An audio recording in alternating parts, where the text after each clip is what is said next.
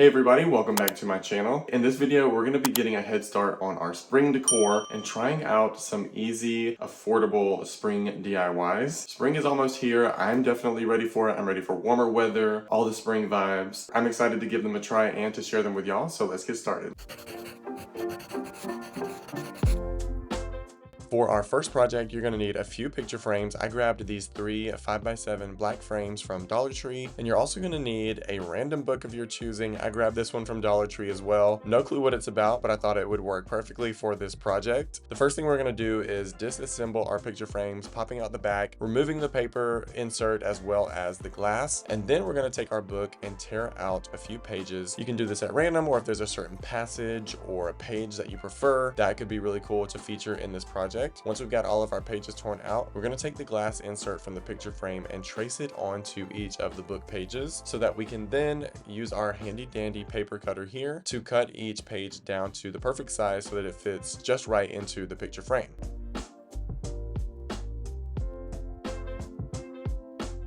Next, we're going to set down a little something to protect our surface and give these picture frames a quick little makeover using some rub and buff in the color Antique Gold. And a little bit of this really goes a long way. So I'm just taking a small little bit of the rub and buff and blending it out until it covers the entire picture frame. And really, I'm just doing a rough application of the rub and buff because we don't want to go for a full coverage look. It actually helps to have some of that black base of the frame still peeking through because it gives the frames a little bit more of an aged, kind of worn and vintage look.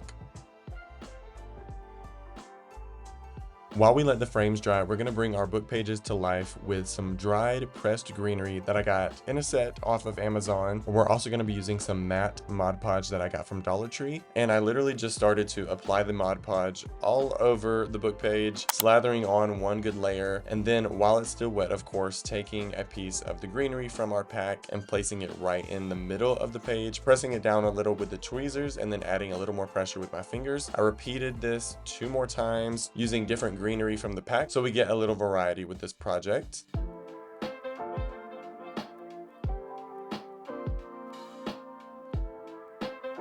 Once our frames and our book pages are dry, it's time to reassemble everything. So I popped the book pages in and then put the glass insert behind them to kind of give them a little more weight. And I really love how they turned out. They have the perfect kind of warm vintage vibe that I love. I think these could be super fun to make if you have a favorite book or even a favorite poem that you want to feature in your home decor. I placed these in different places around our apartment, and I love the little pop of plant life and greenery that they add to our space.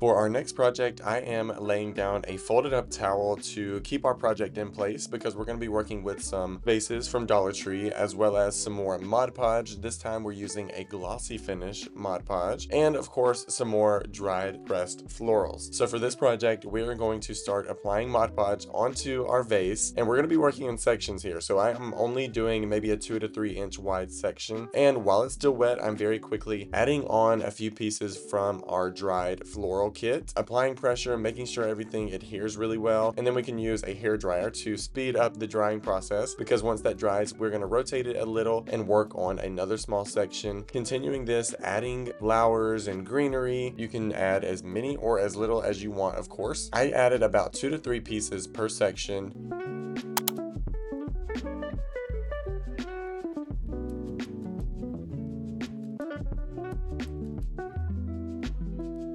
And I did this process 2 more times with different packs of the dried florals. I will say that some pieces went on easier and adhered better than others. Anything with a stem really did not adhere well. If you try this project, I would really recommend you only work with the really flat, almost papery like flowers and greenery so that you can really make sure everything sticks onto the vase as well. But I am still happy with how these turned out. I think they're super cute and of course very springy. You could place even more flowers and greenery inside of these, but I just popped in some tea light candles to create the perfect spring ambiance.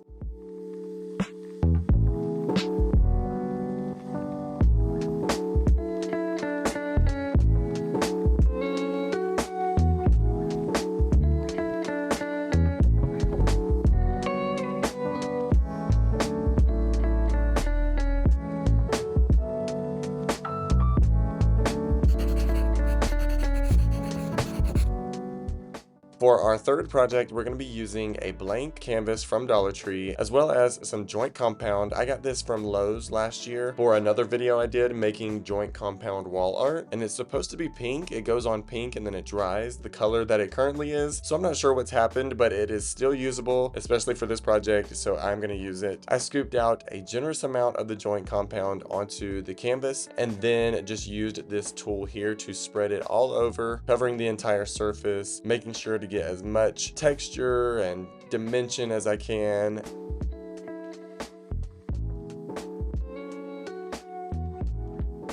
And then while it's still wet, we are of course back with some more of those dried pressed florals. Like I said, y'all, I got a set of these from Amazon. I think it was 3 packs in the set, so I'm just using them all up. We're just going to very randomly place the florals and the little greenery pieces onto the canvas and into the joint compound, pressing down a little so that they stick really well once the joint compound dries.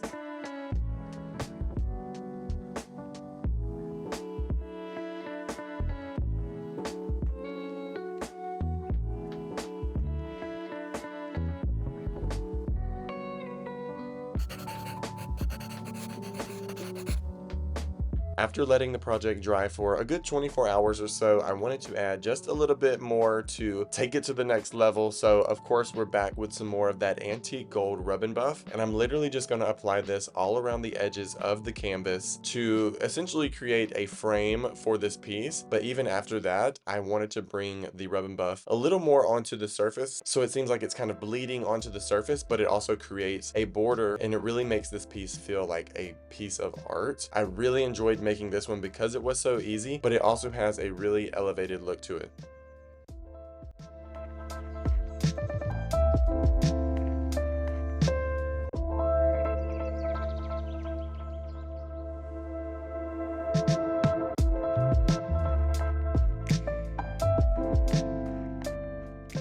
Alright y'all, that completes this video of some easy and affordable spring DIYs using a mixture of Dollar Tree products, things I got from Amazon, and some items I already had on hand. I enjoyed making these. I think my favorite is probably the joint compound wall art, just because it was so easy to make and also one of the quicker DIYs to make. But I also really enjoyed the framed greenery for our apartment. That's really my style, so I definitely like that one. In general, I'm loving all of them, and they're adding some great spring vibes and character to our space. Let me know which DIY was your favorite and if you plan on making any of these yourself. If you like this video, please give it a thumbs up, leave a comment down below, and before you head out, please make sure you hit the subscribe button. I would really appreciate having you here with me. Thank y'all so much for watching, and I will see y'all in the next one.